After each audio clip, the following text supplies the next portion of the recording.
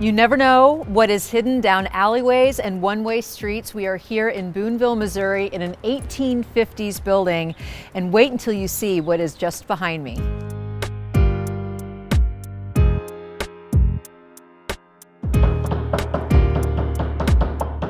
We are here to meet the genius behind Facture Good, and I'm not kidding. The work is absolutely beautiful. Aaron works with metal, clay, and also wood to create bespoke items that are shipped all around the world. And where do you get your inspiration? A lot of my inspiration comes from architecture, food stylists, other makers, contemporary basketry, and contemporary sculpture. My inspiration comes from everywhere. Well, when I look at your work, I feel like there's a real significant hand in it, like the maker's hand is part of the finished piece. Yeah. And is that intentional? Yeah, all of my work whenever I was in grad school was about handwork. So I think that kind of made its way into what I'm doing now with Facture Goods. And a lot of the response I get from people is that they always are really excited that this looks like a piece that could have been manufactured, but then the reality is that I made it all myself, so. And what'd you start with? Spoons. I started whenever I was in grad school. I was carving spoons, and I just loved being able to make a thing that somebody found really useful and that they would use in their everyday life. So wooden or metal spoons? Wood, yep. Walnut is my favorite to carve. It is still hard enough that I can get a really beautiful surface, and I can carve probably like 30 of these spoons and not feel fatigue. Oak, I could get one out a day if I really am lucky. It's really, really dense. Tell me about this fork and kind of the stage of production that this is in.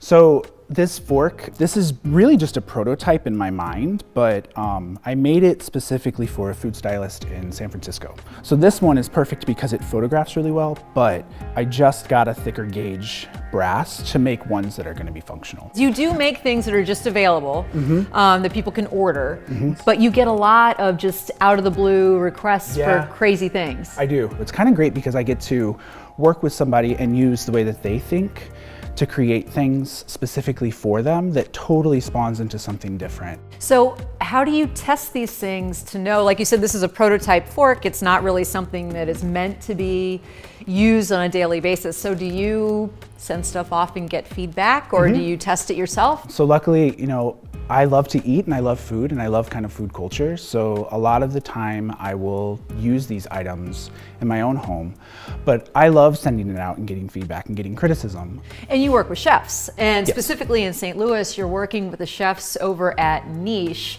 So tell me what that collaboration is like.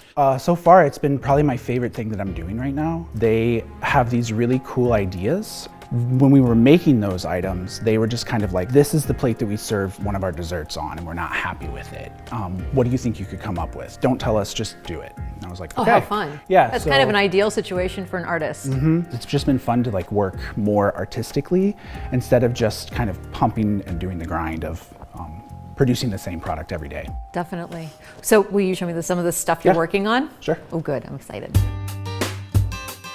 These are newer kind of ideas that I have for some solid bowls or just larger bowls for people, because a lot of people have been requesting that. It almost reflects the food that you're putting into it. Like, you know, you could put a bunch of berries in here. They're so cute. I'm always really excited when an item can be like, oh, that will totally help me in some way, or I've always been looking for something like that.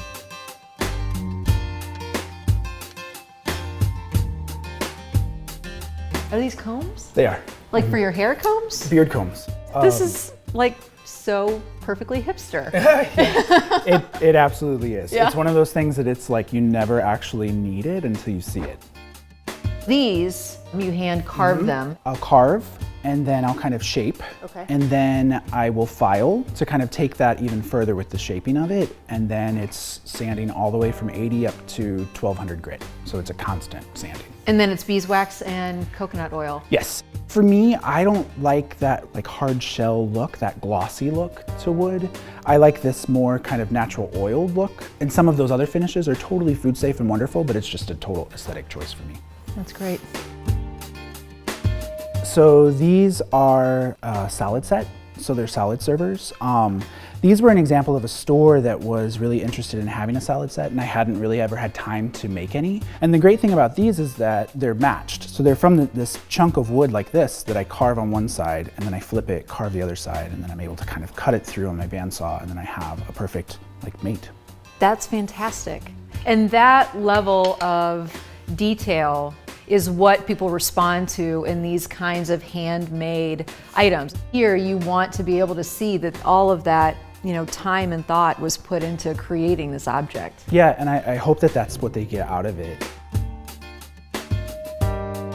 I get to, come and work for myself every day, and it's great because I can literally just do everything that I want. It must just be so satisfying. Like, you come in, you probably have your mug of coffee or whatever, and then you are almost in your own head all day and just creating, coming up with ideas. It is. It's a really fulfilling thing to be able to kind of come into your own space and be in total control of whatever it is that you do.